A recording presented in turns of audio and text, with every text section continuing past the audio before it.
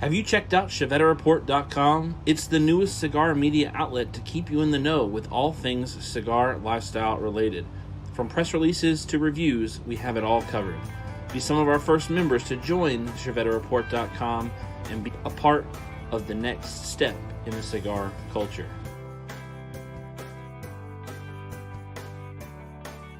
ChevetteReport.com.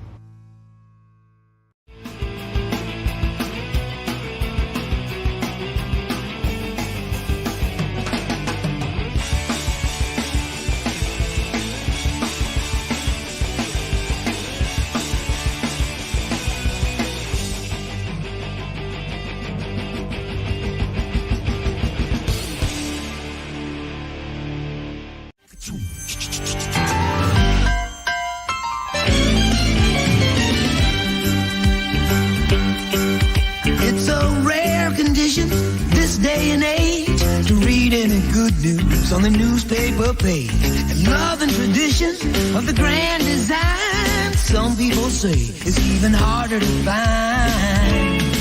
Well, then there must be some magic clue inside these gentle walls. 'Cause all I see is a tower of dreams, real love bursting out of every scene.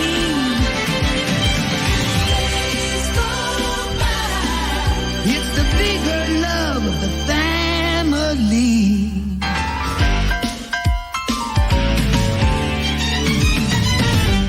Welcome back to your favorite Mute Bob the Cigar Guy. Welcome back to your favorite Thursday night cigar talk show based out of Travelers Rest, South Carolina, right here in the Points North North neighborhood. Made it a little bit more precise. Welcome in. How is everybody doing? I am doing fantastic. Glad to see that you've made it. Hopefully you have had a great week since last week, since we had one of the road dogs, road dog number one. I know he called himself number 3, but I call him road dog number 1 because he's the OG. If it wasn't for road dog number 1, there might not be a road dog any. So, Paul the Cigar Guy, welcome into the show. Hey, Chief. Thanks for having me. Got Glad to be here. Brad Haney, Mac Burks, said, sorry, we'll be late tonight celebrating Rebecca's birthday. All right. Happy birthday, Miss Rebecca. Happy birthday to you. We would not want Mac to come to Chief Talk and not be there for your birthday.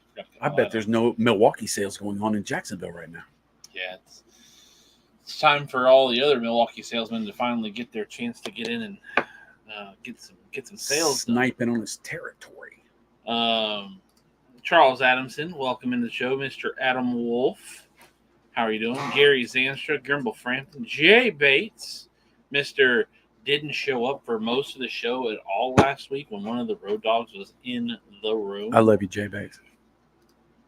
Trent, mood lighting on point. Yes, we're very, very moody in here. Bob Ellis, how you doing? Bob, I saw you got your truck detailed. Saw it on Facebook today. He had his truck detailed. Oh. Nice Dodge truck detailed. Lee Riggin, what's the over-under on bad cigars in a box before you call and demand a refund? Ooh, I guess it depends on the box. Box of 20, I'd say 4. First 4. On no matter what, across the board? Okay, if you've got a Cuban sandwich, if you've got mixed fillers, you get what you pay for. If you get seconds, you get what you pay for. If you're going with a premium long filler cigar, you reach in that box and you pull out 3 or 4 cigars. You've allowed it to humidify. You've let it rest, and it's still giving you a hard time. And it depends on what the definition of bad cigars is. Thanks, Chief, for pulling me in on that because, I mean, it makes a big difference. If it's over humidified or under humidified, it could be user error. But if they're all corked up and they all burn extremely, if they're tunneling, 4 cigars and I'm dead. What about you, Chief? I'm probably going to go based off of price point because you can have some premium what you call premium long filler cigars that you can get for under $7-8 a stick, right? Quorum. You I can think buy they're long a filler, aren't they? you can buy a whole bundle of Kentucky Fire Cured for $80. Are Cuban rounds long filler? No, They're short filler. Cuban Round, Slaughterhouse. I know Slaughterhouse is short filler. The Deadwood cigars. Are the Deadwood cigars short filler? I think so. I could be wrong. I mean, they have I pipe do tobacco know- in them, but I do know that the what is it? The Nasty Fritas and the Papas Fritas. Those are trimmings. trimming. So it could be. short They're filler. long filler. They are the length of the cigar. They are not considered long filler because they are the trimmings of other cigars. But they're not niblets and chopped up little bitty bits. I think there's a couple different ways that I go about it. Okay, so I'll keep the comment up here as long as we're talking about it. What's the over/under on bad cigars in the box before you call and demand a refund? It depends on what is bad. What does bad look like? Is Right. bad plugged? Is bad construction issues in the sense Caps popping of off. the caps unraveling. The cigars just seem to be smoking really, really wonky. They're falling apart. All the feet are busted. Or is it they're burning fast, they're burning hot? Now, I will say one of the cigars that I have smoked probably 5 or 6 or 7 of, not the same cigar, but from the same company, in every single one that I've ever smoked, and I will never pick another one up again because of it, is Debonair. Debonair cigars smoke like you're sucking through. Do they even do Debonair anymore? I think they do. I think I saw Debonair at PCA. I could be wrong. Ultra premium. But Debonair cigars are like smoking through a boba straw. You know how boba straws are real big? Super ton of draw through it. But if it comes to humidity, no humidity, Smoking on the beach. situations like that, are you outdoors smoking in a torrential rain downpour, or you smoking while you're driving, whatever. But let's just say if I got a box of Liga Privada, right? If I open up a box of H99, which is what I'm smoking right now, I do want to know, what are you guys smoking? What are you guys drinking? I'm finishing off an H99, and I wanted to feel like Ron was still here in studio, so I'm drinking some Coca-Cola for him. If I got 5 or 6 cigars into the box and 3 or 4 of them weren't smoking great, I might be sending an email to help@drewestate.com saying, hey, what's going on? Yeah, I don't know if I would demand anything, to be honest. I would let them know. I don't know. If I bought a box of Oros and if I spent $5,000 on a box, right, and 4 or 5 of them smoked like trash, I might be calling up Davidoff and demanding some replacements. I would not put them on blast on social media either. I would give them a chance to make it right. But I would probably, like Steven with Debonair, if I got that many problems, I might not go with that brand anymore. Because it is a man-made agricultural product, and there are going to be some corked up cigars, no matter how good quality control it is. If it's if it's a box that I got from Cigar Bid, right, probably need to sit there and let it acclimatize a little bit. Maybe take a little bit of a break from it and see if maybe some time away from the cigars would be good. Fair. Now, there are some cigars that if I were to buy a box, I have a hard time not going back. Like, I got a box of Olmec Claro for Christmas, and I think I finished the box the last week of January. Just saying, because I have a really hard time when it comes to Foundation. It's like a Snicker bar. Aroma Craft.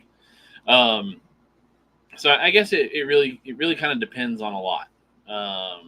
Fair enough. But I think if it was a box of cigars that I purchased that I was really looking forward to, that I've had really good experiences with in the past, and I had gotten 4 or 5 cigars into the box, especially if it's a box like with Saka, right? You only get 13 cigars to a box. I might be thinking, okay, what? First, I'm going to say, what am I doing wrong? I'm always going to be introspective, unless it's something that's just wildly, this is a manufacturing issue, which happens, right? You get plugged cigars, you get terribly wrapped cigars, you get caps popping off, not doing right. If I open up a box and it's got a bunch of beetles in it, I'm definitely calling and saying, hey, you got a beetle problem. Here's my pictures. What do you want to do about it? So and Bob just Ellis, to let them know too. right? Bob Ellis has got a 2014 Ram, 50,000 miles. Got to keep it looking nice. Can't dodge it, rim it. You know, another thing too is if the Cuban aficionados will tell you that if you buy a box of 10 Cubans, 4 of them ain't gonna smoke worth a darn. 2 or 3 of them are gonna smoke really, really good, and the others are gonna smoke so-so. And then they're going to sit there and tell you that they're the best cigars in the world. When do you ever buy anything and expect 40% terrible and still sit there and clap about how wonderful and fantastic it is? Grandma Frampton says, what's a good cigar to celebrate our adoption of our son? Oh, congratulations. That's awesome. I don't know, any cigar. Whatever, if you whatever, if I was celebrating something like that in my life right now, I would definitely go and grab either a Sin Compromiso or a Liga, or a Senator, because I've got a Senator in there. Probably the Senator because it's the last one I got. But congratulations, that's awesome, fantastic news, great to hear. Adam Wolf Lee, if it's due to construction, then quarter the box, but if it's due to anything else, then it is en moi. Adam Wolf is smoking a Grand Peel Oscuro by Sassy Soul Cigars with a lychee oolong tea with boba. Ooh. Adam Wolf moved to North Carolina and got fancy on everybody. Cal smoking a Padron 3000 and drinking a Coke Zero. Oh, 20 people. That's right, 19 over on YouTube. No, 21. 2 on Facebook now. Michael Zakovec and Rick Carroll and Ronald Smith. Thank you for all reacting with the stream over on Facebook. Ron Smith, we miss you, buddy. I'm drinking a Coke just for you. What are you smoking this evening, Mr. Ron? Michael Zakovec. Hey, guys, a bit late. Talking to my son who is in the Navy. Awesome. Hope he's doing well. Hopefully he's not on one of those destroyers chasing around the Russians off the coast. So I just finished my cigar I was doing, which was the Punch Dad Bod. I want to take some pictures for Father's Day. And I'm getting in the Elegante and Cedro because the Dad Bod takes great pictures, but it does not taste great. And so I'm just going to tell you, construction is fantastic, but it's got a hint of ashtray to me. Ooh. But we were talking with our sponsors, one of our sponsors, Zycar, and Quality Imports, and they sent us a bunch of different samples that we can take pictures with and that we can look at for our new our next release, which will come out of our swag and stuff. And one of the things we got was this big old thing right here. Now, I thought it was going to be cool as all get out, and it is cool, but when you pull it open to get your cigar, you got to snap that thing, and I have yet to have the ability not to cut the fire out of the cap on my cigar. So I'm going to try and do it right here on camera, which is going to be bad. You line it up, and then you kind of let it go, and then you have to kind of push. I mean, it's cool, but and it cut it kind of, but it's kind of neat. You put a little carabiner on it, you can carry it around. And one of the other things we got a hold of, I know Steven will show his tack lighter soon, but there's this lighter right here. Look at that thing. It's got a cigar rest on top. Show it next to your head. So look how big that thing is. Yeah. There you go. And it's clear. I mean, it holds a half a bottle of fuel, and it is a full. Not towards the camera. That's probably a good idea. Quad right there, and we can light this thing from space. Look at that. Not to do Lanceros with. I would highly recommend against that. Yeah. If you follow my Instagram profile, Chief and Lee's actually just posted a set collaboration with Zycar to show off the tactical lighter. I think we somewhat showed this. I showed it maybe a little bit last week, and it's really neat. This one's in flat dark earth. They've got it in flat dark earth and black online, and I think we have one on gunmetal, but I think it's like a dealer exclusive kind of sort of thing. But it's really neat. I like it. It's got a cigar rest on top, where you can sit your cigar. And so I've been. Oh, my computer's not the. So there you go. So I like it a lot because it doubles as 2 tools in one. Yeah. The only thing it doesn't do is it doesn't cut cigars. And that dial on the bottom of it, this whole piece at the bottom is your flame adjust. Yeah. I mean, it's you could have barbecue sauce on your fingers and still turn it up and down your flame. But also, I know Jay Bates is here. Jay, they sent us a couple things, which I was thinking about you on that lawnmower. We've got one of these clips here, and we will not be getting this clip for sure, because when you put your cigar in there, it actually pinches the fire out of your cigar and messes it up real bad. But then there's another clip there's like one this. thing your cigar needs, it's fire. Then there's this clip right here, which has your cigar rest that goes right there, and it's a lot less springy on the spring. So this may be something we play with and see, because we can get our branding on there as well as on there. So let me catch up on some of these comments. Charles Adamson smoking a Cuba Aliados cabinet. Tight or loose draw happens, and I can live with it. I'm the same. Gary Brooks, I returned a box of Sweet Jane because they were flavorless. Definitely have been stored poorly for a long time. Whoops. Well, hopefully the humidor that you got them from took care of you. Jay Bates, thanks for the love, BTC. Of course, Stephen with the hate. Shame. Let's see. Ronald Smith, hello all. DE Michigan Road Dog in the house. Jay Bates is currently working and have Rogue Peppermint in. Hopefully, to smoke later if the rain subsides.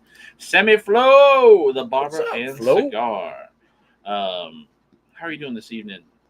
What are you smoking? What are you drinking? Tim Winter smoking a Tyson Undisputed Habano Dorian iced tea. Nice. The Gurkha Tyson Undisputed. Fat Bottom Betty, because I got a shipment in today from Deadwood Tobacco. That's what I'm Speaking of talking Deadwood, old Fabian is up in Deadwood right now. is he? Yeah. Sturgis? Michael Zacharias got the Rare Fusion and some Sun Tea. Ooh, that's a really good pairing. Tea on tea.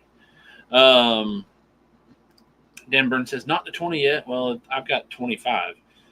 Because remember, I broadcast to both Facebook and YouTube. So right now I've got 21 on YouTube and 4 on Facebook. So there are 25 people. Banker John, greetings, y'all. Happy Thursday. Happy What's up, Thursday. Bubba? Gary Brooks, practicing cutting my cigars with my teeth. Just finished a Liga A and a Potapera. Ooh. I do that every once in a while. Now, I will say, I'm going to get a little bougie here on you guys. While I have been playing around with some Zycar stuff here recently, for cutting my cigars, I have been using my brand new Le Petit from Leffen Lams. This is their cigar cutter knife. Absolutely love this thing. This is in micarta.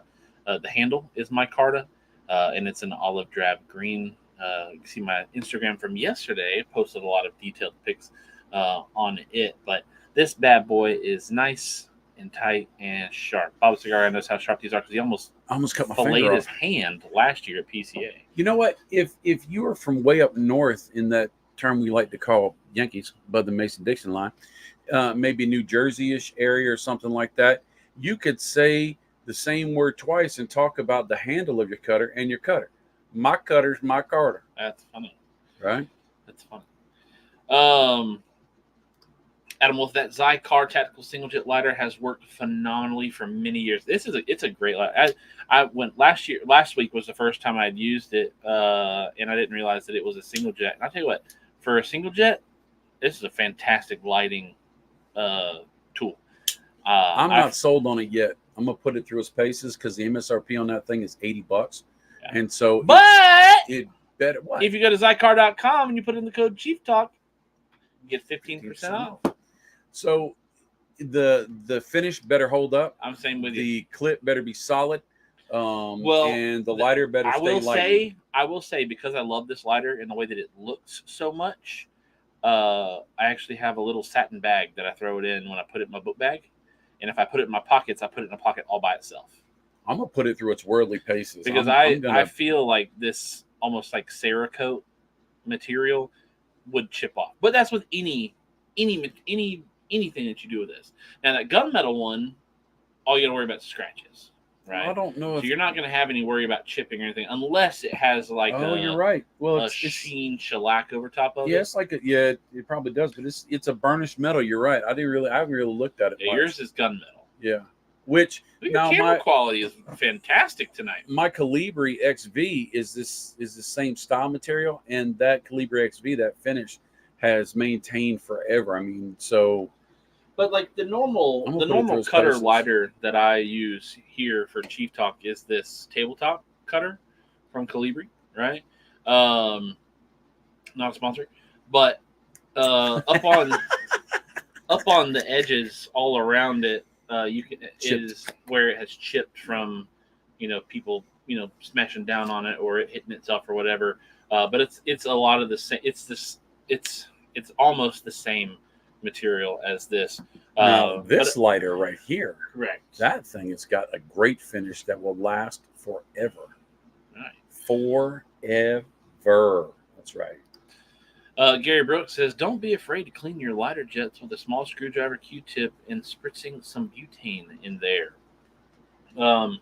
Speaking of small screwdriver, Zycar.com makes an all-in-one tool. Right? It has a lighter bleeder tool in the end. Right? It's got this cool little outspout here where you can actually direct it away from you. And in case any of the butane shoots out and you don't want to cool your finger down. But also one of the things that is nice with that cap, because this is a screwdriver, it's got the flat head, but you can flip it around, right? And it becomes a Phillips head. And I think you can also use you take the bit out itself. Right, and it works like a little socket. You can tighten your jets or whatever. But because it has that cap down here, you can actually press it. It's kind of like a eyeglass Precision screwdriver. So you can put it up against your palm, and then you can just twist it around with that instead of having to worry about, cranking with the wrist. Diana Burns, good evening. How are you? Jay Bates, ooh, fancy pants. I just seen the G10 from Le Ferrans. I like that one. Oh, the black cutter. It is nice, and you're a big fan of black, and so it's kind of right up your alley. The black one. They also have it in a flat dark earth as well, which I'm in talks with them to see if they want to send me a flat dark earth one too, so that I can have tactical options.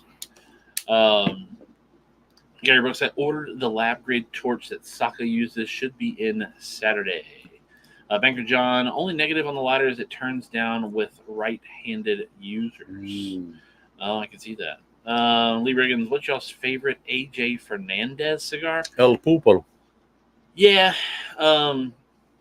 that's kind of cheating. But The New World was great. From AJ Fernandez, the New World Dorado, my favorite from AJ Fernandez.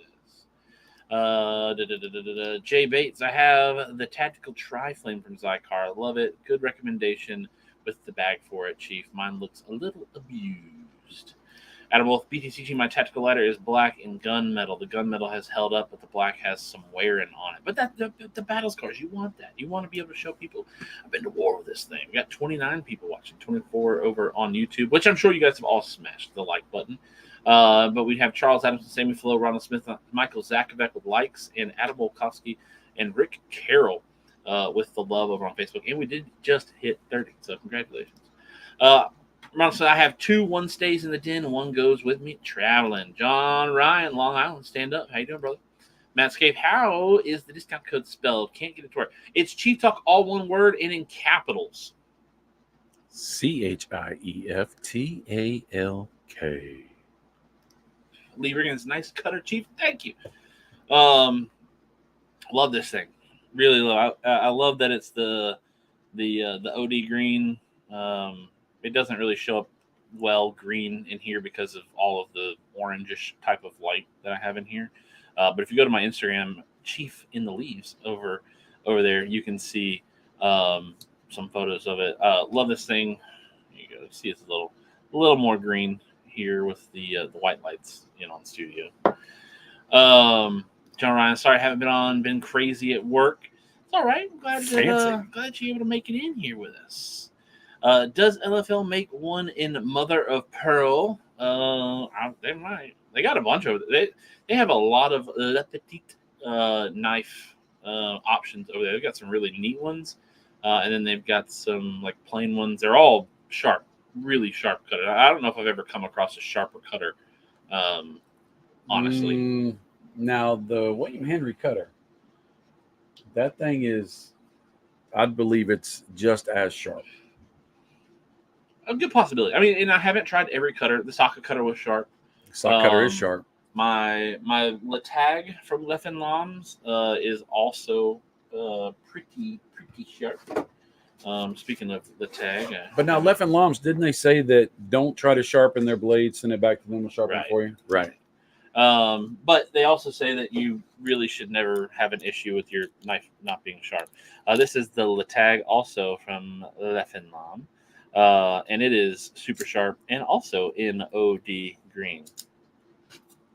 Are we seeing a theme here? I wish they'd sponsor me too. No, I'm talking about the green. The green. Green.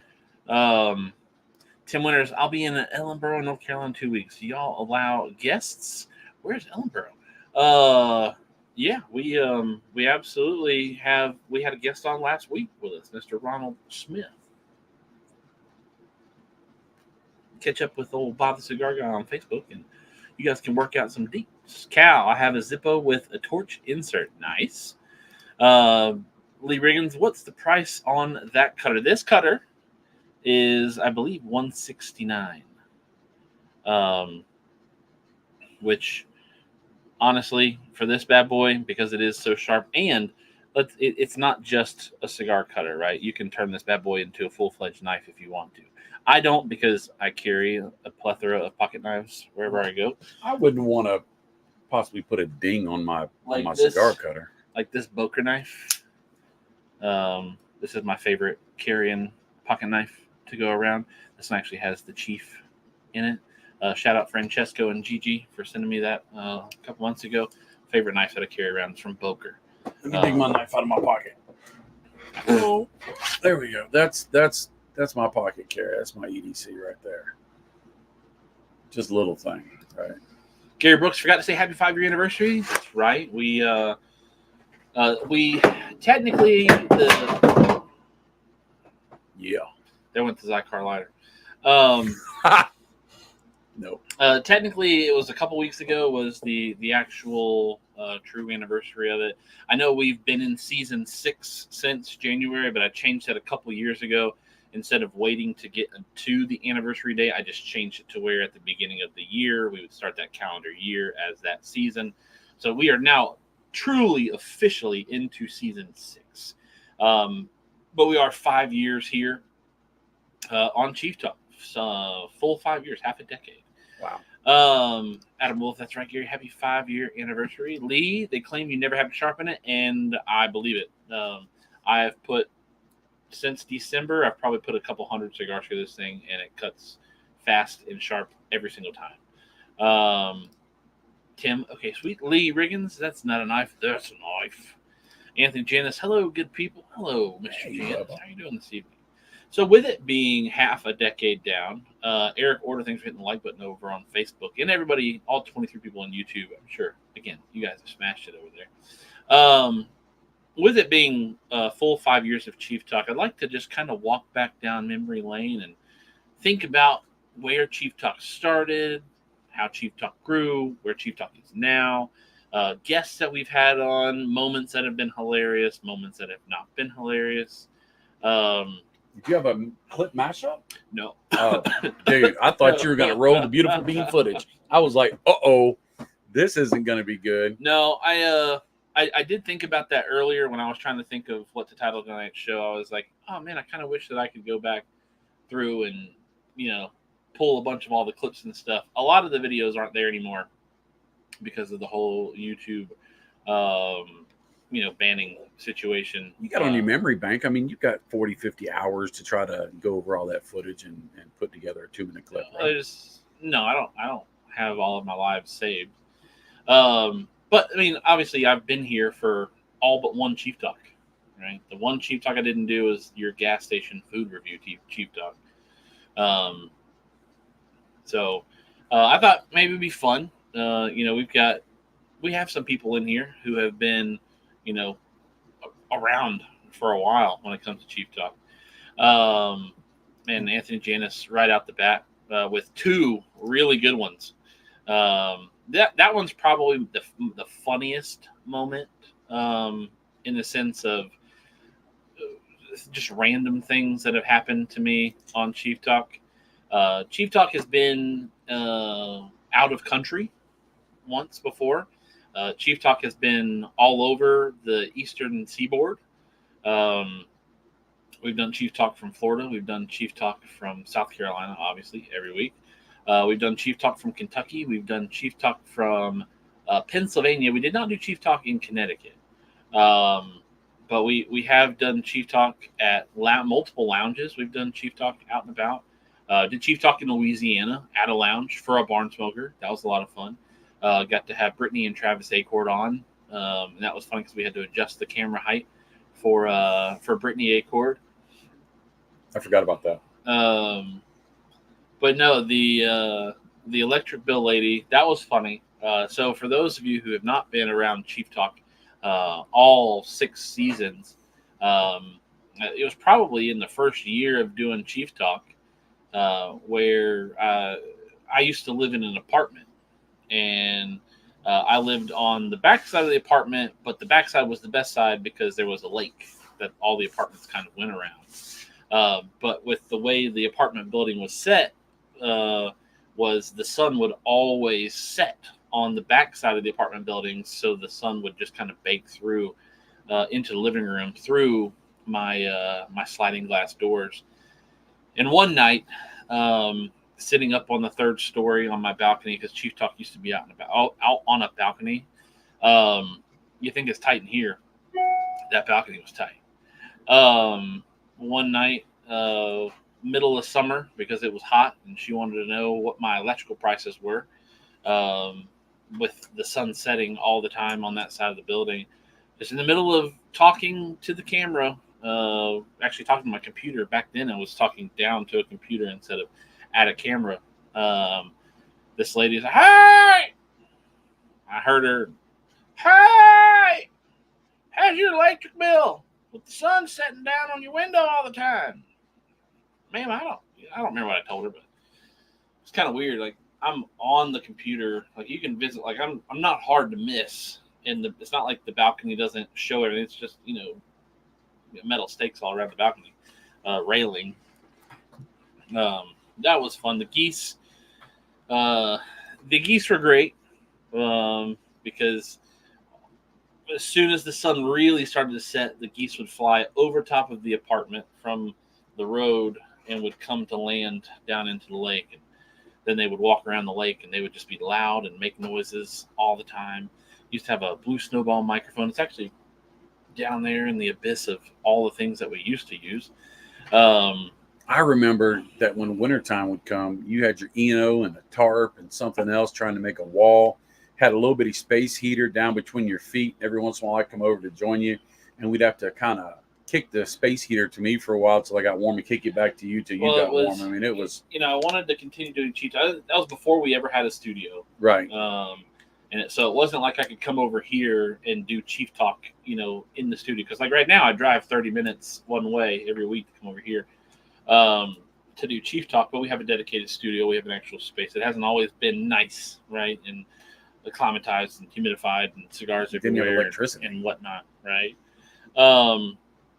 And so I would get out on a balcony and for a couple years, for a couple seasons of Chief Talk. And when it got cold, you got to keep doing Chief Talk. It's a sponsored show. You got to make the sponsors happy.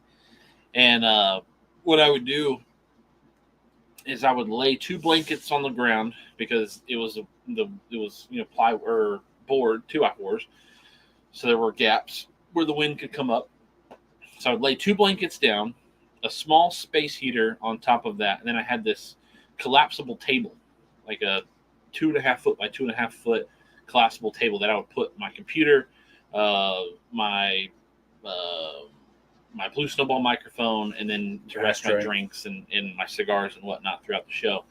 And then I have an Eno Rainfly that I would stretch behind me to the wall, to this side of the balcony, and then that way.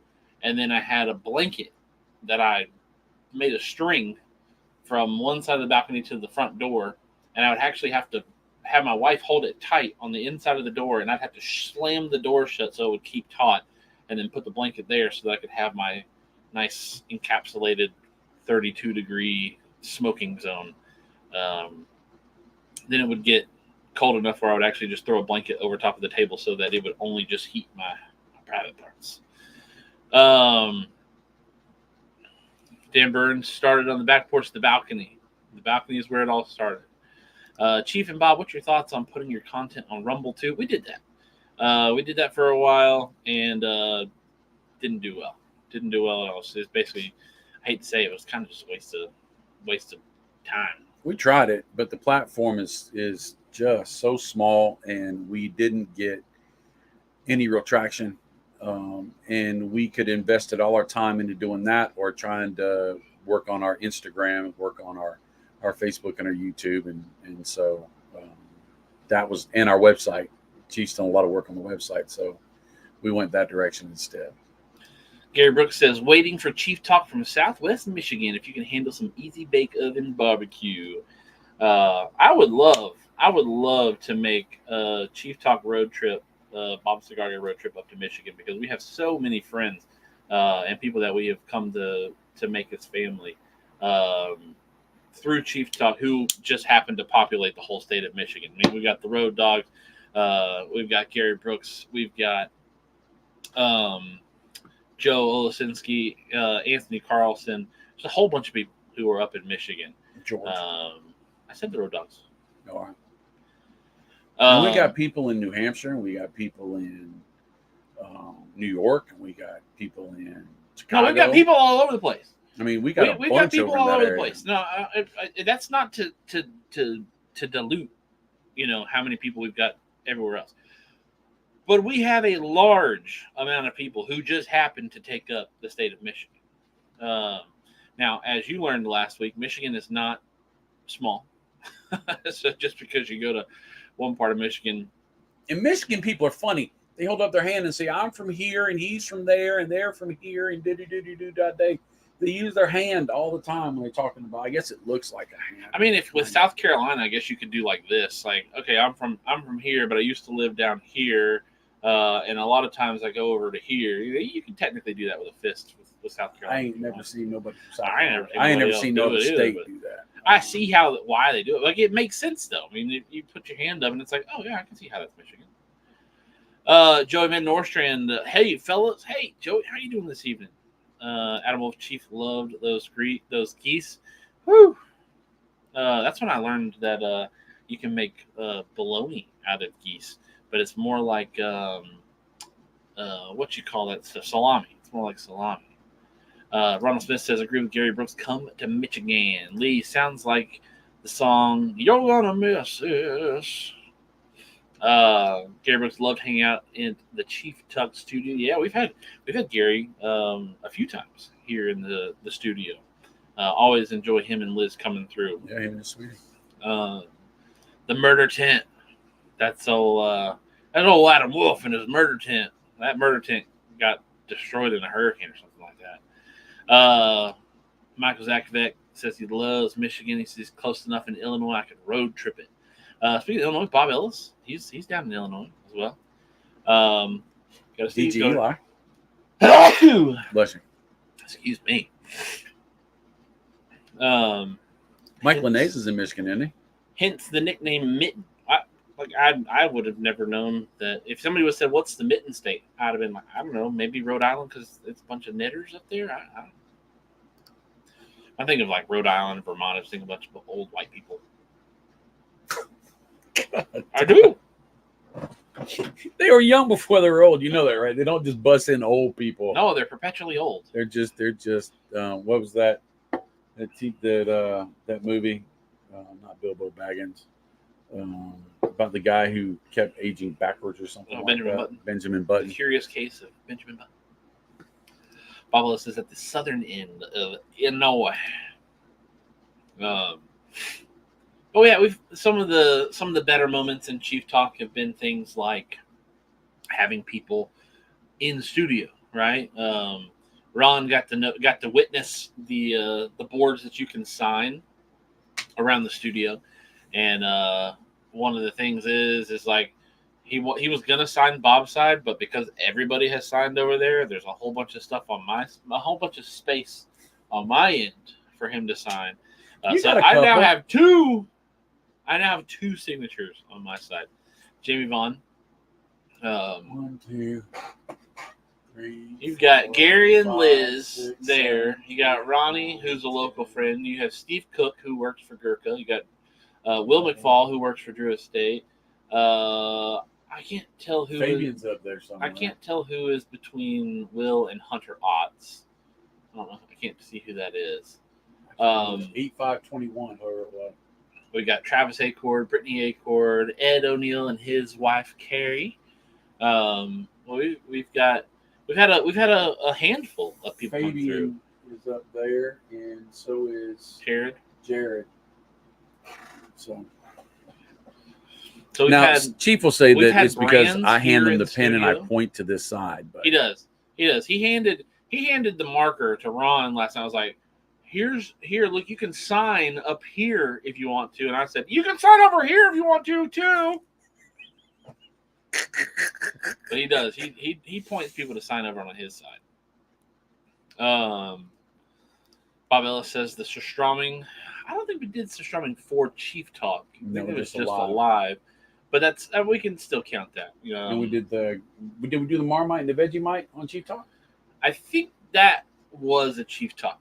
Will just happened to be in town for an event. And he came through. I think that was a Chief Talk. On the Now back. we had history in the making when Bobby Newman did his first ever podcast. Yep.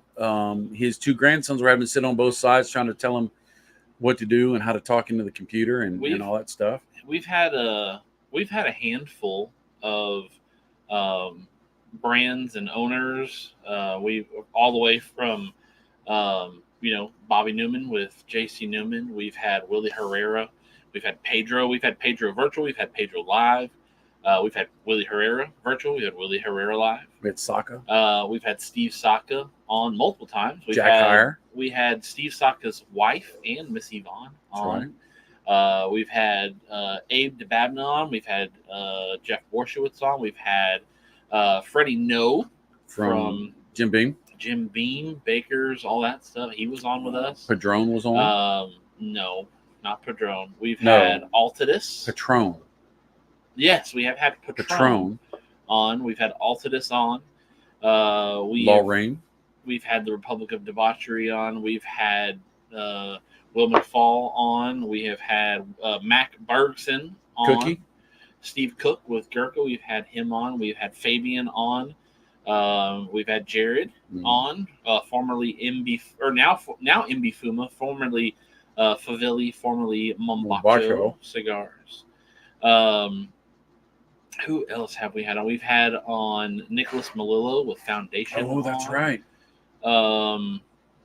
We've had a lot of people on.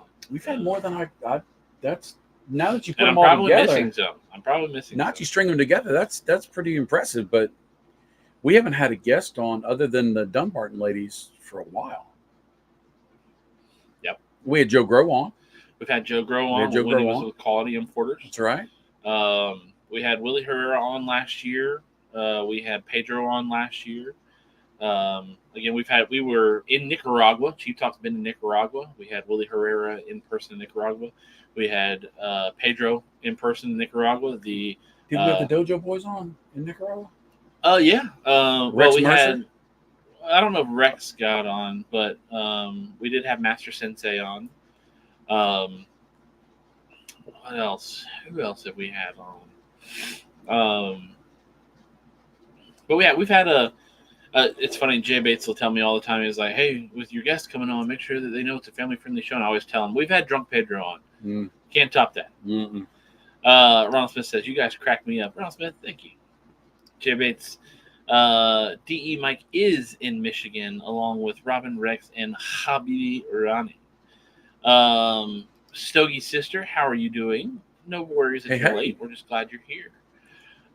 Ricky Smokes, evening, gentlemen. For Father's Day, I want to treat myself to a $30 to $50 stick. Any recommendations? Full strength, body preferred. love the show. Hey, Ricky, I'm glad you love the show. I'm glad you're here. Thanks for hanging out with us. The $30 to $50 range, Senator. Foundation Cigars, Senator. Sin $33. compromiso. 30. He said 30 to 50. $33, Senator. Bob Ellis, Rock. No, he had no Rock. Go with the Lunatic. Woof. I'd still suggest the Senator. It is a good list, Lee. We hope to have more people on in the future. One of the things we've always, people always say, we'd love to have, guests on and whatnot. And I love having guests on, especially here in the studio. It's nice because before the show starts, I'm hanging out with them. During the show, we're talking with them, getting to know them, getting to introduce you guys to them. And then after the show, we get to sit and hang and talk for a while. So last week after the show was over, Ron and his wife sat in here with my mom, my dad, and myself. And we chatted here for another hour or so. Which is great. Just hanging out and having a good time. But we talked about this a while back when this is 3 years ago, I guess 2 years ago. We were talking about how do we brand our products, because this is a channel, and so we want to make sure that we're hitting what we feel our targets are, and it would probably grow Chief Talk if we were interview driven. And we're at a point now to where we could probably get somebody to interview every week, every other week. But Chief's main focus, and I respect him on this, and I agree with 100%, is he wants this to be a virtual HERF where people hang out. We happen to smoke cigars and talk about all sorts of stuff. And so, yes, we like to have people over, and we like to have the industry professionals on as well. But a lot of this is just getting a chance to hang out and decompress, an oasis for the craziness of this world. Well, one of the and things, Chief works really hard to do that. And Ronald's wife last week told Steven, said, "Hey, I just want to let you know you do a great job as an MC of this." And I was sitting there going, "No, it's all me," but I didn't want to steal his thunder. But but she did. She was very genuine when she said that, and it was really, really nice to hear. And she actually said, I let them hang out in their man cave, and I don't understand why they want to watch Chief Talk all the time every Thursday, but now I understand why, and I might go in there and crowd them a little bit and hang out every once in a while. So it's kind of nice that we can be family friendly in a way where even if you're not a cigar smoker, you find a value in the reality of just hanging out and just being people. Will McFall is a great guy. I love Will. And Will is the same person in person as he is online. It is not some weird, it's just like us. It's not some weird, if you've ever met us in person at Barn Smokers whatnot, you've gotten the same person that you see on the screen. And Will McFall is the same way. Will is he'll give it to you, but Will is also really, really great to hang out with and just talk cigars with, because even though Will McFall is a Drew Estate employee and loves the brand, reps the brand, and pushes the brand really hard, Will McFall is a cigar head. Will McFall doesn't just smoke Drew Estate, and he doesn't just know Drew Estate. Right. I've gotten to sit down with Will McFall and talk about all sorts of cigars. And it's incredible the knowledge that he has about cigars and the cigars that he has that he gets and buys and keeps for himself to smoke. He has a great taste across the spectrum, and I'm sure a lot of Drew Estate reps do, but Will McFall, he's one of one. And he's kind. He's a kind, generous person. He really is. He's willing to listen to. He's not one of those guys too that he has stories to tell, and so there's no room for anybody else to tell stories. He's more than happy to sit back and just listen to other people as well. He's a pretty cool fella. So you just said one day it'll be great to see everyone. It would. I keep teasing in the Deadly Breakfast Club chat that next year we're gonna have our first annual Deadly Breakfast Club meeting or hangout vacation here in Greenville for the Highland Games. So maybe we'll just make it open to everybody and travel destination, come to Travelers Rest, South Carolina, and hang out, smoke.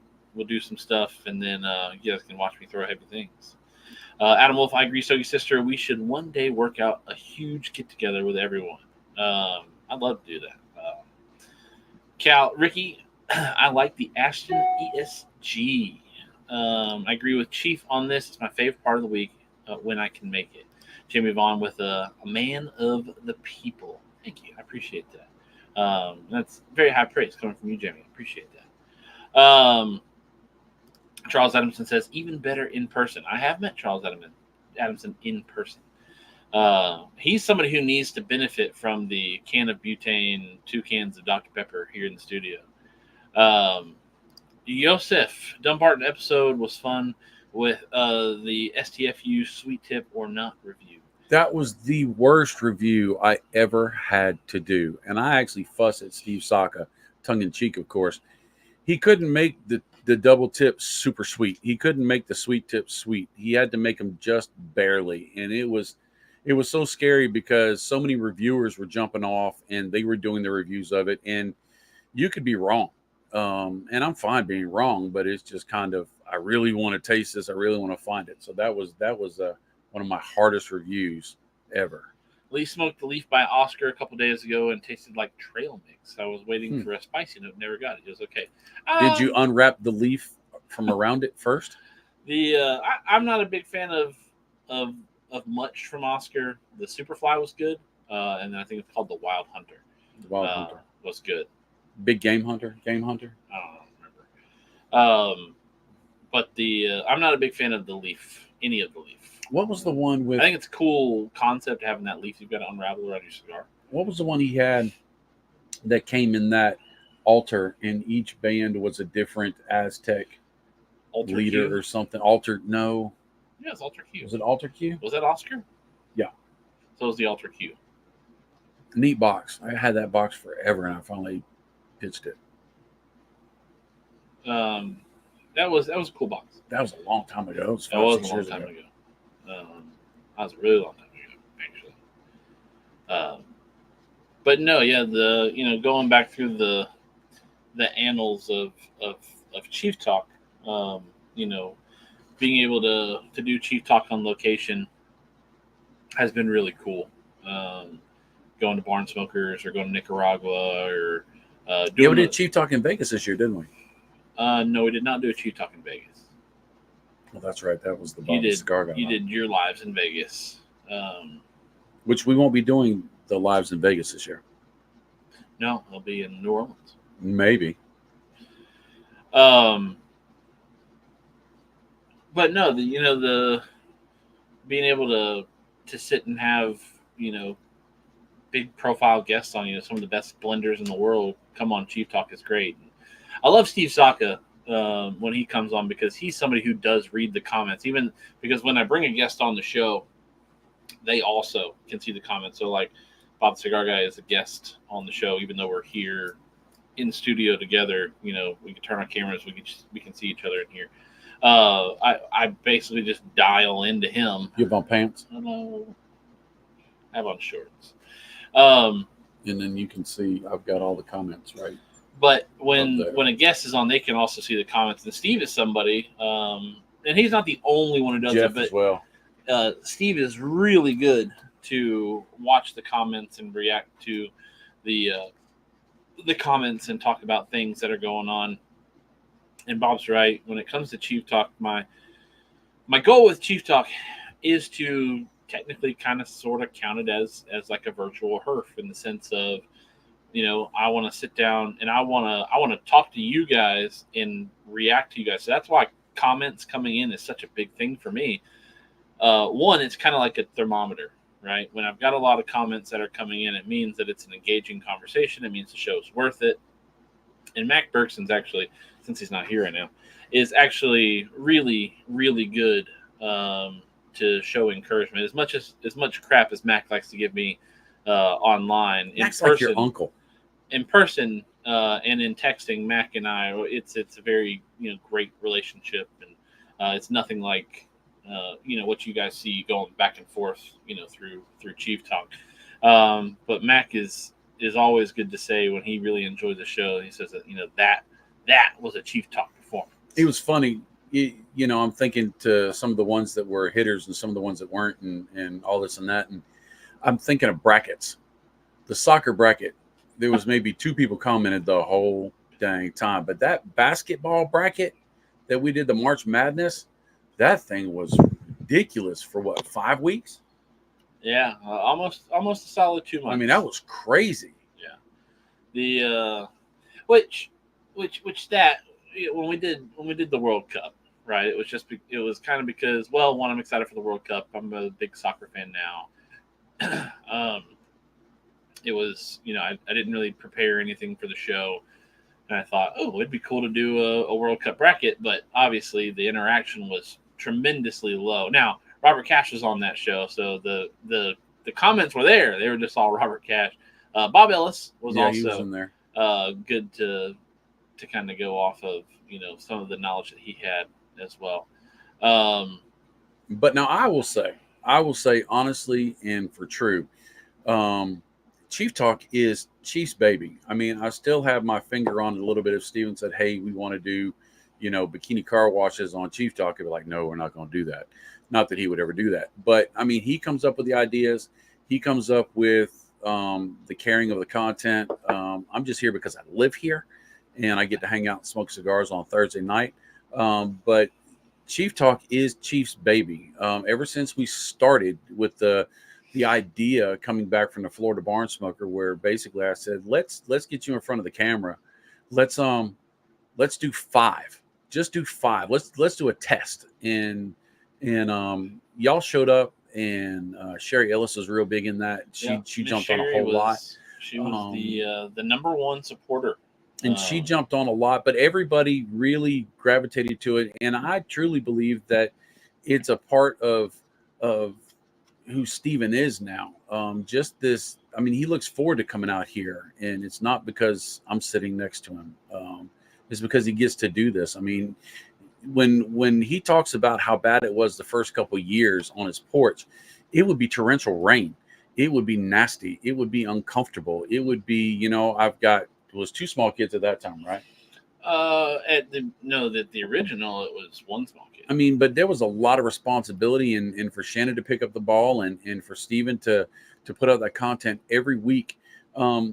You can look at this and say, you're just sitting there smoking cigars and hanging out, but there's a lot that goes behind it. And there are days when, I'm gonna be honest, you really want to do something else. You want to, instead of doing cigar reviews, you want to just hang out, or you don't want to do Chief Talk. You want to go do something else, and to be committed for 5 years to do this is a attaboy. Well, I will say, great job, Steven. Thank you, appreciate that.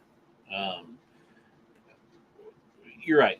Just like with anything, right? You have days where it's like, man, I just don't want to do that. But at the end of the day, when I do jump on and do Chief Talk, I'm always happy to walk away with how the show went, because I got to sit there and I got to smoke with my friends. I got to chat with my friends, talk about things, and it's like a little serotonin boost throughout my week. There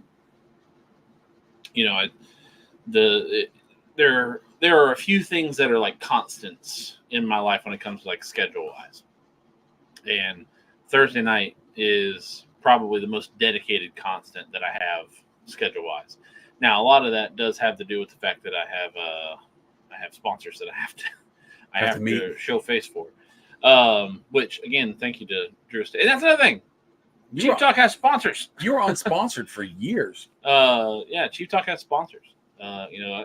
The channel is able to buy things and build things because of Chief Talk, and that's all because of you guys. If I didn't have a steady amount of viewers that I could say, hey, in 2024, just want to let you know that I was able to sustain over 20 viewers every single week. And almost that's half big. a year. And that's big. I know 20 doesn't sound like a lot, but when it comes to the cigar review community, there aren't a lot of shows out there that can say I had 20 concurrent viewers, not 20 viewers over the show, but at least 20 concurrent viewers. We've gotten up to 33 tonight. We're down to 24 now, but we have over 20 concurrent viewers every single week. And that means at the same time. And when you have guests on, it's a lot easier too, because everybody shows up to see those people. I mean, if you got a big well, head, if I bring Saka on, right, and it happens, I've brought Saka on, and I've had 100+ people on. And Or that's Willie because- Herrera, or And that's because Willie Saka said, "Hey, I'm going to go on the show." So people who don't normally watch the live shows, people who don't know who Bob the Cigar Guy shows are or whatnot, they say, "Oh, I want to go listen to Saka and what he's got to say and do all this stuff." And we've had some people who have come because of Saka and have stayed since then. And the same thing with Freddie No, Jeff Borshowitz, Abe Dababna, whoever. We when we bring guests on, there's usually people who come who have never been exposed to Chief or Bob the Cigar Guy and might not ever come back. But it is. I do it the hard way. just put it that way. But that's testament to you guys and gals. let's have a moment of silence for the man that we have lost. Wherever you are, enjoy it, bro. we miss you. We miss you. Adam Wolf says, BTCG, I don't know about the bikini car wash. He has been posting his workout muscles pictures lately. Yeah, the guns. Dan Burns, very great job. Thank you. No, thank you. Thank both of you over there. I've said it before, but I don't know how anyone at all in my area that smokes cigars. Chief Talk in the Discord gave me my only interaction with other smokers. Love what you guys do. And that is the sole purpose for running Chief Talk, is an outlet for cigar smokers to sit and talk and have fun and have a great time. And I've always said that as much as I would love to have 150, 200, 1,000 people watching every single week, I would too. That would be great to tell sponsors, hey, I got 1,000 eyes watching every single week. Give me some more money. It is nice to sit here with 24 people watching across 2 platforms and see every comment, react to every comment, have a conversation with you guys. I have conversations with a lot of you throughout the week, whether it be on Instagram, Facebook, Discord, or here on Chief Talk. And I kind of get a little peer into y'all's life. Tonight, we learned, one, it's Rebecca Bergson's birthday, right? Mac Bergson said it was his wife's birthday. It's her birthday. And Grimble Frampton is celebrating the adoption of a baby. Those are things that, we get to learn. For the past few weeks, Charles Adamson's had some graduations and some celebrations that he's been going to. We have all of those wonderful things that we get to talk about, and it's like whenever we come back the next week, whenever I meet people for the first time, yes, I'm meeting them in person for the first time, but it's not like I have to jerry up some weird conversation. I've got 5 talking points. Okay, who's your wife? How are your kids? What do you do for work? And what's your favorite cigar to smoke? When I've met Hunter Otts, Bob Ellis, Charles Adamson, other people who are in here that I have met in person, we're able to hit it off and have conversations and talk about my disdain for Rocky Patel, or, the fact that Bob Ellis and I happen to smoke the opposite cigars from each other at all times of the day. And y'all are now family. Lee Riggins, have you tried the new Hoyo de Monterrey? I have not. Have you? Have you enjoyed it? Diana, I love it when you had the ladies on the show too. That was a great show. Mom was on last week. She's been on Chief Talk a few times this year. I watched Tim Swanson's PCA and learned about you guys from that video. I've dropped the ball on Tim Swanson. He is a good friend. He encouraged me so much in the very beginning, and really just kept me moving forward.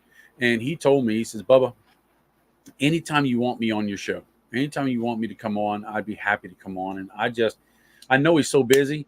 I know channel wise it's stupid not to have him on, because, it's Tim Swanson, Cigars Daily.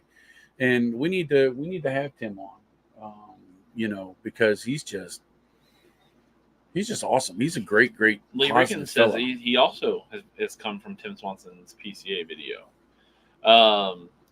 Lee Riggins says he likes the Rocky Patel Decade. When it comes to Rocky Patel, I don't hate Rocky Patel.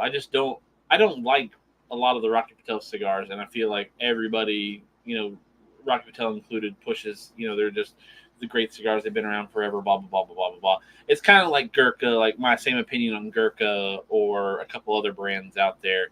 It's just the Rocky Patel one stuck. I also just don't smoke Rocky Patel. And now I can't ever smoke Rocky Patel. So Adam Wolf would never, ever let me live that down. Bob Ellis, very first guy I met from the show was Sammy Shade at the Barn Smoker line. Sammy's Felt awesome. like we had already known each other. And that's a great thing is you guys might find out, like if you're going to Barn Smokers this year and we have a show right before Barn Smokers, like, hey, I'm going to Barn Smoker next week. Somebody else says, oh, I'm going to be at Barn Smoker next week too. And you're like, let's meet up. And then you've got people that you're meeting because we just can't sit down at tables and interact with all you guys the whole entire time. We try to catch you guys when we can. But if there are multiple Chief Talk watchers, they can all get down at the table together and have fun and eat, smoke, and enjoy time with each other. And meeting people we're at a deficit because Tim is good you get to see our face all the time. And when you come up to us and you say, hey, and you start talking, unless you tell us who you are, we might not know who you are. Mike Zakvik says you learned about us from the Smoke Night Live. Now he prefers us. Well, we don't want to take you away from the boys over at Dojo, but we are glad to have you. I'm happy to have you. Cal, I am in the same boat. I, too, am not fond of Rocky Patel. All master blenders have a style, and coming from different manufacturers. And Rocky Patel has a style of the way they blend their tobacco. If you have 5 different master blenders with the same amount of weights, the same amount of cigar tobacco, and they put it together, all 5 cigars will probably taste different just the way you stack your cigar. It's like Ford doing another year of a Mustang, right? In between 20 years of Mustangs, the 2020 Mustang versus the 2020 Mustang is a huge difference, right? But that's because technological advances have changed, body styles have changed, and whatnot. But when you go from year to year to year to year to year, there's no real change. It's the same thing with blend companies like Rocky Patel, Gurkha, Padron, Fuente, stuff like that. You really at that point, it's just like, well, I'm going to buy the Mustang because it's a Ford, or because it's a Mustang, or so on and so forth. I'm going to buy this brand of drink because that's the brand of drink that I've drank forever, and I just enjoy the drink. I don't care about these other drinks out there. It's the same thing with like Cuban smokers, right? Trying to come into the New World scene or not coming to the New World scene. I smoked Cubans. I've enjoyed Cubans. I like Cubans. I'm going to sit here and fanboy on Cubans, for my whole entire life. And that's one of the problems that I have. There's nothing wrong with brand loyalty either. No, there's nothing wrong with brand loyalty. There's nothing wrong with brand loyalty.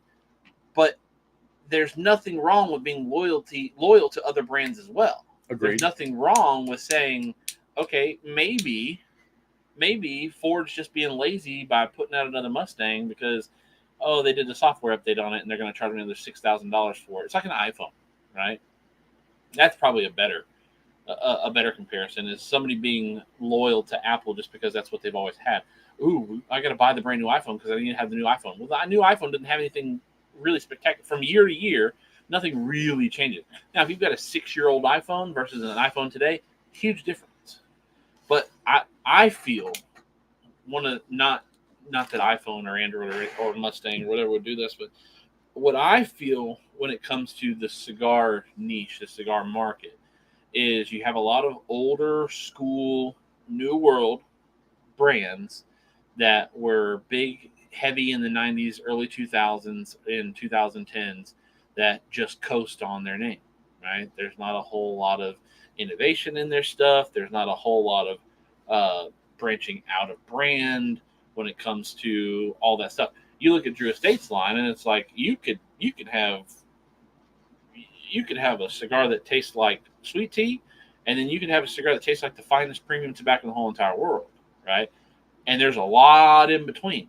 A lot of those other brands, you don't have that. Everything's mundane, mooted, same kind of sort of thing. Yeah, there might be a couple little nuances here and there that change. I don't know if mundane and mooted, but I would say it was the same profile or the same interaction style with the cigar culture as well. When it comes to the brands like Gurkha, Rocky Patel, Padron, things like that, it doesn't seem like it's a one of the things I like to say is like you can tell it's a cigar by a cigar lover for cigar lovers, right? Well, I mean, you're going to disagree with me on this, but like for me personally, Roma Craft. You smoke one Roma Craft, you smoked them all. Just one's going to hit you in the head harder than the other. Yeah, and there is. I mean, he's got one flavor but style. What Roma Craft does do that Rocky Patel doesn't do is interaction within the community. Cigars for cigar heads, right? when I look at Rock Patel, when I look at Gurkha, I see, okay, we're gonna put our big G on it or our big RP on it or whatever, and we're just gonna expect it to sell because of what it is. We don't care about who's buying these cigars. We just care that these cigars being bought. When I see Drew Estate, when I see Dunbar Tobacco and Trust, when I see Foundation, when I see Roma Craft, when I see Crowned Heads, when I see Aganorsa, when I see other brands, it's like, okay, what is the cigar culture heading to right now? How can I fit into that as well? What can I do to make sure that I am interacting with my customer base to let them know that I care about them? Drew Estate does it the best. Drew Estate puts out Freestyle Lives disagree. every single year, multiple times a year, And Barn Smokers. where they, not even that, not even events. What are you talking about? You're talking about dealing with the culture. Freestyle Live, well, Freestyle Live is accessible to anybody. Barn Smoker isn't. And they did the Zoom calls all COVID. Freestyle Live is gives you an opportunity to try to guess the blend. You also get swag. It's branded swag. You get the interaction. You get to watch the live. You get to have a little bit of commenting back and forth and whatnot with brand ambassadors and things of the like. As to where you look at other brands, and it's just, okay, poor people, give me your money, right? It's not that. Drew Estate is cigars by the people for the people. And that's what I'm huge about. That's what I love. And, one of the things I love about Zycar, right, because we've been Colibri guys for a very long time. One of the things I love about Zycar is through their socials and also with Michael Giannini is they are trying to interact with people through social. They have their own Facebook page where they're interacting and showing off your stuff. They're trying to collaborate with as many creators on Instagram as possible right now, trying to show off, their stuff, be with people. Obviously, it's marketing, but also it's marketing with a purpose in the sense of continuing to keep a heartbeat, a finger on the pulse of the culture, right? And when you walk away from trying to be a part of the culture and you just try to basically grift off the culture, that's where I start to draw lines with certain companies and say, okay, now I feel like you're just using people. When you talked about quality imports with the finger on the pulse, it's a perfect segue for me to talk about something I've been wanting to talk about for a couple of weeks, which Zycar has come out with their own cigar. It's called the Conspiracy. And the deal with the Conspiracy is Zycar is Quality Importers is a gear, cigar accessory company. And so they're going to use their strengths. And so when you buy one of the Conspiracy cigars coming out soon, you get a cutter. If you buy 5, you get a small Travador. If you buy 10 or 20, you get a better cutter, a better lighter, and a better humidor. It's really neat how they have said, how can we stretch out to the community and help them a little bit more? And I've actually smoked that cigar at PCA, and it's a pretty dang good cigar, which hopefully I'll be doing a review on it here soon. Ron Smith says, give Bob a hug at Barn Smokers. Alec Bradley is a brand I find myself staying away from, except for the Kintsugi. I like the Kintsugi. The 72 Ford Mustang Mach 1. Darn good. Good car. Adam Wolf likes to smoke many different brands, finds it helps grows his palate. But I do have my favorite brands. And I don't have a problem with that. I think jumping around and trying new brands on a weekly basis, if you can do it, if you can swing it, right? Artisanal del Tobacco. Is a great way to find brands that could be hidden gems, sleeper cigars and whatnot. It's like the Yagua from JC Newman. If I didn't have a mindset to want to try new cigars, I'd never realized that the Yagua is a freaking fantastic cigar. Artisanal del Tobacco. If I didn't, the speaking of AJ Fernandez, the El Dorado, the New World Dorado. Great cigars. BAMF cigars. I haven't tried any of their. I have obviously a handful of them, but I haven't tried any of them yet, so I don't have anything to weigh on it. But I do know people who like those cigars and smoke those cigars. Lee Riggins, how do y'all feel about El Rey del Mundo? I know I've had one or two, but I don't think I've stayed around to say, yeah, I want to smoke some more. Matt Burgerstar, late to the party, was rearranging the cigar loft. Well, grab one of those cigars, smoke it, make the loft a little lighter. Lee Riggins, Alec Bradley like the black market, but Prensado is hit or miss. And Ronald Smith says that Drew Estate is a major sponsor of Cigars for Warriors.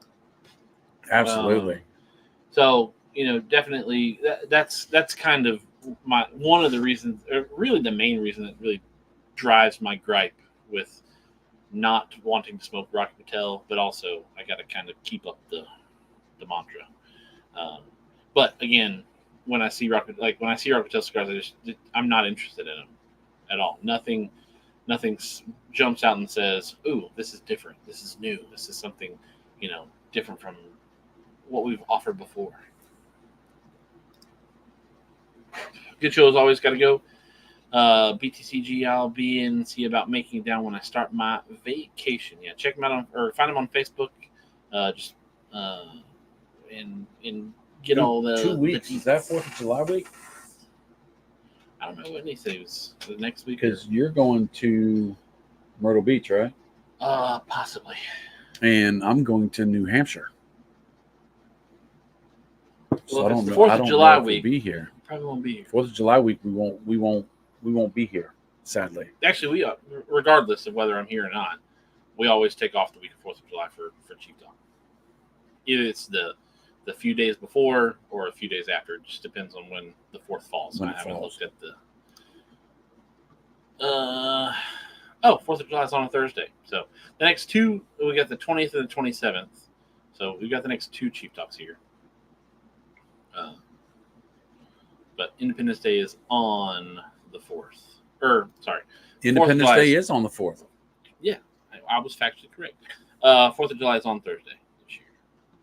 He said around the 27th. Yeah, hit him up on Facebook and we'll try to get that all situated. But going back to celebrating 5 completed years here of Chief Talk, there's all sorts of things that have been done one time and never did it again. There's my boy Supremo Tobacco. Hey, party people. Hey, Brian. Superstar. How you doing this evening? Ricky Smoke says, Bob, are you going to go to Lake Umbagog? I know it's on his to-do list. Yes, I am. Hopefully to smoke an Umbagog while I'm there. Well, you'd be stupid not to. You going to take Umbagogs, or are you going to hope that Steve gives you one? Are you going to try to stop? You know what you should do? What should I do? In Dumbarton, New Hampshire, you should look for a cigar shop. I want to go find the bank. You don't know that story. The reason why Dumbarton Tobacco and Trust is called Dumbarton Tobacco and Trust is Steve Saka was going to make his offices in an old bank. I guess it was on the main street, and it was called Dumbarton Tobacco and Trust. And that's where he was going to have his home base. And so he was in the process of buying it. He was getting it. And then all of a sudden, Sony found out he really, really wanted it and jacked the price up to where he couldn't do it. But by that time, he had already done all his titling of names and some of his details and some of his press and PR and stuff. So he kind of had to stick with that name. And that's why it's Dumbarton Tobacco and Trust. That's funny. Brian, thank you so much. Lee Riggins, happy Father's Day to you all. Yes, all the fathers out there, happy Father's Day this weekend. Thank you for that. It would be kind of silly to go up to Dumbarton Tobacco and Trust and not go to Lake Umbagog, and also not smoke an Umbagog near Lake Umbagog. Now, I have no plans. I have no desires to do any interviews or any video footage or any of that stuff at all. I'll take some pictures at Lake Umbagog. I'll probably stop and get some swag. I might pull up to a gas station and put my cigar on the bumper, go in, get me something to eat, and go potty and see if the cigar lasts up to the Saka test. Something like that. That would be kind of fun and funny. But getting an interview and stuff like that, it's not on the itinerary. One of the funny things that kind of reminds me of how far Chief Talk has gone is obviously, sitting and talking about all the Chief Talks that used to be out on the balcony. But another one that kind of it's funny to remember and watch and see. And I'm going to give you guys a visual here in just a second. It's just to see how far this studio has come since we started Chief Talk here in the studio. Here, enjoy this visual.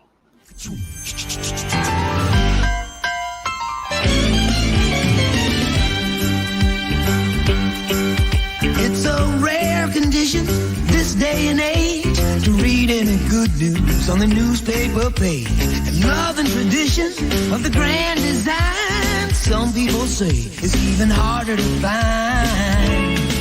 Well, then there must be some magic clue inside these gentle walls. 'Cause all I see is a tower of dreams, real love bursting out of every scene.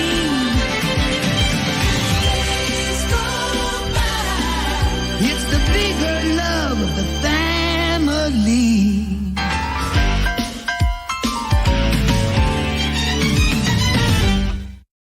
That's hilarious. We had run the electrical on the inside of the building, but we ran it to 2 plugs, and we ran drop cords from different parts of the house, so we had enough juice to get out here and do videos. Ron Smith put, "Hey, handsome dudes, where's Miss Sarah?" For a second, I was like, "Oh, Ron Smith done got himself a little taste of the South last week." And he said that was from the wife. So I thought Ron was calling me handsome. Now she's inside. Please don't call her out here. Please don't do that. The show is on the rails. We're almost done. Brian with his favorite. Every time I play it, I have to listen to Dad say, "Oh, we're going to get a copyright strike." We didn't even have shingles on the roof at that time. The No. ropes behind Steven on the outside were ropes holding a tarp down. We had a big blue tarp going over the top of the wood. God, that was Ron That was a Maggie, long that time was Family Matters with Steve Urkel. Carl Winslow. Um, Laura. Adam Wolf says, "Y'all have done amazing work on the studio. It's come together." I tell you, it was nice when we finally got the studio together. At least the initial inception idea was, "Oh man, it's finally nice. I can be dry. I've got enough space and whatnot." And when all of that was shot, I don't know if as you watch the opening scene, it's very cold and dry looking. There's not a lot of livery on the trees. It's because it was shot in like November, December. That's probably December, January. So those first few weeks that we were in here, it was almost colder in here than it was me on my balcony because I didn't have the space heater. We screwed carpet into the wall where the doorway was, and that was how we walked through the doors, through the carpet. Which a piece of it is on the floor here. Humble beginnings, that's for sure. As old Selena Robert Espinoza, the barber from Barber and Scar, can't wait to see all year. Keep up the good work, my guy. Sammy Flo says you got to visit the two Guys Cigar Shop while you're up there. But yeah, you gotta buy some Dumbarton Tobacco and Trust cigars from Dumbarton, New Hampshire. That's like going on your Caribbean cruise and not buying fake Cubans. Yeah, it's true. It's a rite of passage. It is. It's Mecca. It's the tradition you have to set for yourself. No, it'll be, I'll hate to have to see you enjoying it up there without me, but I'm excited for you guys to be able to go up there. Hopefully, everything goes smooth and we don't have to worry about not having story time with Bobby and Squatchy anymore. Maybe Steve will take you to the Dumbarton offices and let you see everything. Because are you guys flying? We are flying up there. Oof. I'm glad I ain't having to fly with you. Mom can take care of you. I do want to look in its humidor and see the vastness of its humidor. I'm not going to ask for anything, but I just want to kind of say that I've been there. Take you in his house? See, Will, it's at his house. At, not in. I got to use the bathroom. My oldest son always says, "Dad, can I sit with you?" "Yeah, Jackson, you can sit with me as long as you don't sit on me." And he comes over, and he'll sit next to me. And then all of a sudden, he'll throw his arm on me. And then he'll put his leg on me. And then all of a sudden, he's in my lap. I'm like, "Jackson, you said with, not on." "I'm with you." Look, I'm going to have to go to the bathroom at least once. And so Look, I'll get lost. he might have porta potties out there. He might. Uh, I'll wait till other people are there. I say, look, I There's gotta go. nothing in New Hampshire except for woods, so he probably it's There's Sasquatch. stuff in New Hampshire. No, there's not. Name one thing other than Dunbarton Tobacco and Trust that's in New Hampshire. I got no clue. Exactly. There's Now nothing. I do know the first lady. We would. There's no way we're not going to Mackie go to Maine. There goes this Zach Carlighter. Again. There's no way we're not going to go to Maine and get lobster. You're gonna go to Maine? It's right there. Dude, New Hampshire's tiny. We're going to hit like 6 or 7 states just to say we drove through them. Dunbarton's right near the ocean. Is it? Yeah. I have never looked up Dunbarton, New Hampshire on the map. Right? Because there's nothing in New Hampshire. Probably nice though. Let's see. Dunbarton. It is not near the ocean.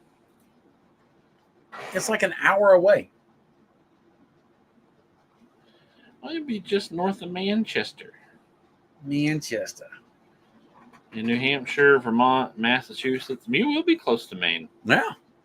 I'm sure you can get Maine lobster in New Hampshire, though. I tried to do it. It's not the same. It is. I tried to talk your mom to go to Bangor, Maine, but she won't go. Family show. It's a very popular place. I wonder why. Yeah, you'll be near Vermont and Maine, Massachusetts. Cool. Yeah, we're gonna hit all the states so we can just kind of. If I was going there and I was going to take a drive around, I'd go down to Boston. Go to the harbor. You know, Boston beans can only have 239 beans in it per serving because if you had one more, it's 240. 240. 240. Jay Bates says, enjoy that time, Chief. They grew up way too fast. Get the Lazy Man's Lobster. It's a lobster pie made of lobster meat, butter, and breadcrumbs. Deal. I didn't even know that was a thing. Holy smokes.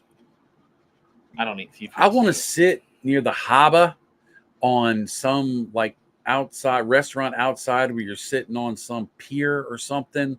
I want that whole, I want the ships and the boats in the backdrop. I mean, I want all of that. So I used to, or I still do, follow him and watch his stuff. Casey Neistat on YouTube, who I patterned a lot of my videography stuff from when I try to do videos and stuff. He's from Connecticut. I don't know where he goes in Connecticut when he goes to Connecticut. He lives in New York City. But when he goes into Connecticut, he's got this really cool shack he goes to. That's a lobster shack, and they've got lobster rolls, and it's right there on the wharf. Yeah, I want to do that. I want that experience. But beaches up there aren't like beaches down here. No, they're sand. They're like They're gravel. rocks. Yeah. They're dirty. They're not nice beaches. Yeah. Not that South Carolina has a lot of nice beaches. But Not that I want to really go and put my feet in the water at the beach or anything like that. I just want to go feel that New Englandish experience. Yeah. You've got a lot of Brian. I wish my wallet says otherwise. And so does my camera collection. Jay Bates says BTC get some lobster rolls and a lobster bisque. I'm gonna spend way too much money eating way too much lobster. Cause I'm like, oh, I gotta have that too. I gotta have that on the menu. I gotta have that too. Oh, I gotta have a little bit of that. I got a little bit of that. I will not be getting lobster mac and cheese. That just doesn't sound like. That just sounds like you put a little bit of the leftover with lobster. It would be lobster mac and cheese. No, I want to taste the lobster. I like lobster. barbecue mac and cheese, like barbecue or mac and cheese with like pulled pork in it or burn-ins. Because the first lady will tell you that cold water lobster is totally different than warm water lobster. It tastes completely different. She's a lobster snob. She's a lobster girl. Yeah, red lobster doesn't count. No, she don't do red lobster. Not many people do red lobster anymore. Mm-hmm. But no, that'll be cool for you guys to be able to go up there. Yeah. Do all that. No, where the I'm looking forward to this weekend celebrating. My kids and wife are treating me to the farmers market on Saturday. I'm excited. I know I've gotten old when I'm excited to go to farmers markets, and I try to go to at least 2 farmers markets a week. Now you're going to start watching birds next. No, my wife, she's in charge of the bird watching. Now I am. It is funny. Shannon pokes fun at me because every morning I go out there with my cup of black coffee and water my garden. Speaking of fowl, we were talking about geese earlier. This is not a chief talk thing. The neighbors behind my house, which there's like a 15-foot gap of dense, thick trees and things that block me from the neighbors behind us.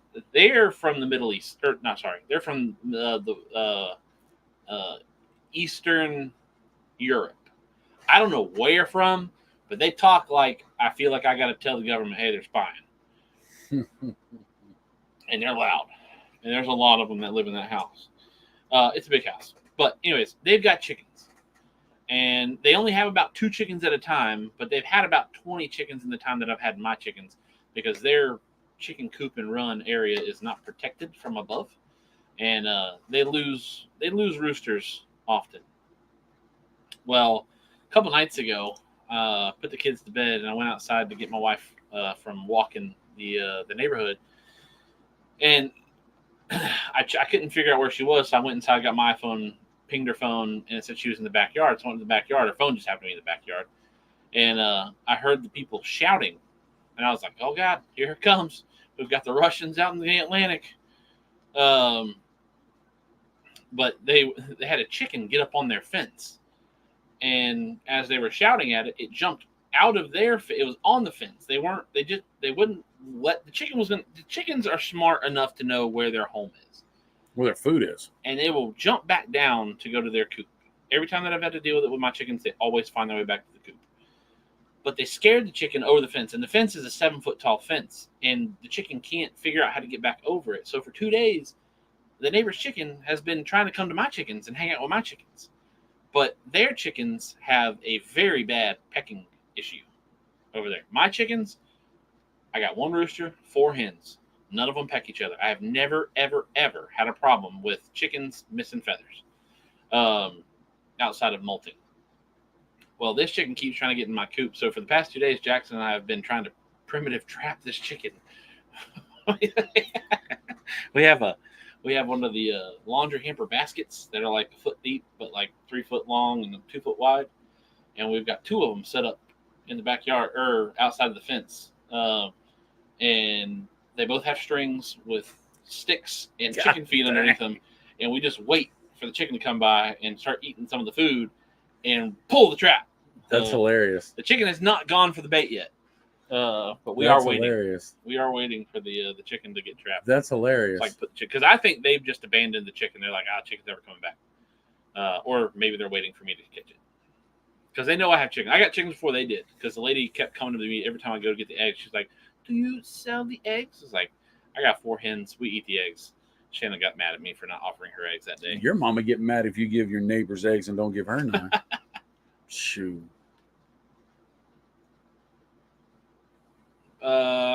Let's see. Dana Burns says, seriously, Chief, you are not old. I feel Yeah, he is. Oh, goodness. He old. Kicking everything. So true on the cold water thing. Find a shack where the locals go. The fancy tourist places charge way too much for the same lobster. But yeah, that's. I don't like clams, but I'd love to do one of them clam bakes where they do it on the beach. They dig a hole and make a bunch of fire, and they throw in seaweed, and then they throw in all the seafood and clams and stuff. Then they cover it up and leave it for hours it's the and same hours. thing with South Carolina, right? If you want the world's best barbecue, you come to South Carolina. Low country boil. But if you go to the coast, right, you get oysters, low country boil, that kind of shrimp, right? Shrimps. That's when you want to do shrimp and grits. Don't go to Louisiana. Come to South Carolina. Go to Georgia. That's where you're going to find your shrimp and grits that are actually good. Louisiana likes to say that they have the claim on it, but historically, it's nowhere near close. Louisiana's got boudin. They don't need anything else. Like a Cajun, right? Boudin, jambalaya, red beans and rice. Brian.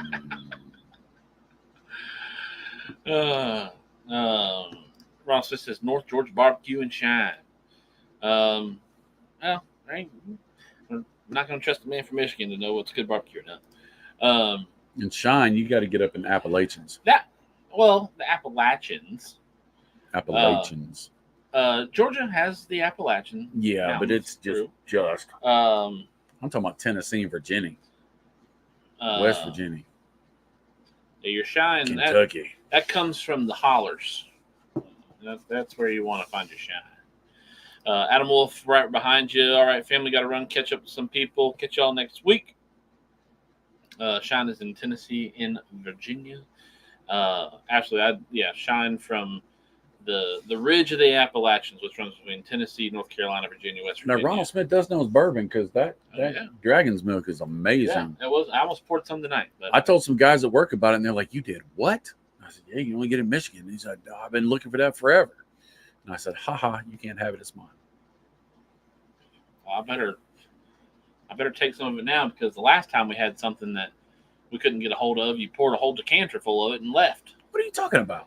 What was that? No. Yes, you did. You are the Buffalo Trace Eagle Rare fiend. I don't even want to hear it about that. We had. No. What was it? No. I don't even think we have it over here anymore. No. I think we probably finished it out. But we had something, and I can't remember what it was. And you poured a ton of it. And I came back. I was like, man, Dad must have been drinking this stuff. And Mom was like, no, he poured it. He brought it. Somewhere that you guys went with Sharon or something like that. And you took a bunch of it. No. Yes, sir. No. Yes, you did. Yes, you did. Mm-mm. But no, we are right here at 10 o'clock. It's been a good show. Congratulations, 5 years. Maybe next week we'll have a compilation. I'm not guaranteeing that. But also maybe next week we have a guest on the show. Depends. I'm not going to say anything other than that, because hopefully that'll get that email out sometime tomorrow or early next week, to see if they'll be able to come on the show. But we do want to give another big shout out to Chief Talk sponsors, obviously Drew Estate, the rebirth of cigars and quality importers with Zycar. Again, code Chief Talk, all one word and capitalized, and Zycar gets you 15% off your checkout. Matt Scaife never came back in the chat, so hopefully the Russians out in the Atlantic didn't get him. Supreme Tobacco, congrats again on 5 years. Here's to many more. Thank you, Brian. Here's to hopefully next year you being here in person, Brian. So thank you all for hanging out with us. We'll see you next week. And ciao! Have you checked out ChevetteReport.com? It's the newest cigar media outlet to keep you in the know with all things cigar lifestyle related. From press releases to reviews, we have it all covered.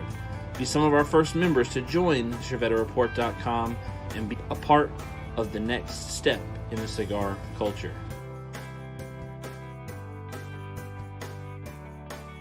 ChevetteReport.com.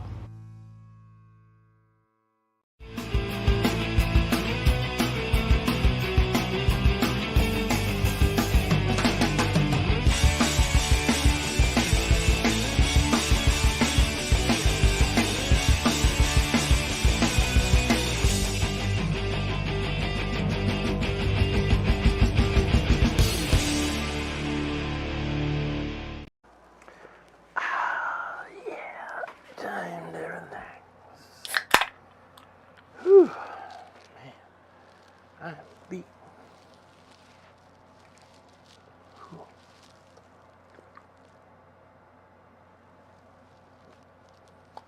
What are you doing? What are you doing here? Show's over. Go home. Go home. Show's over. What are you waiting for? You waiting for another show? This is a one-ticket entry. Go. Bye. Go. Go. Go.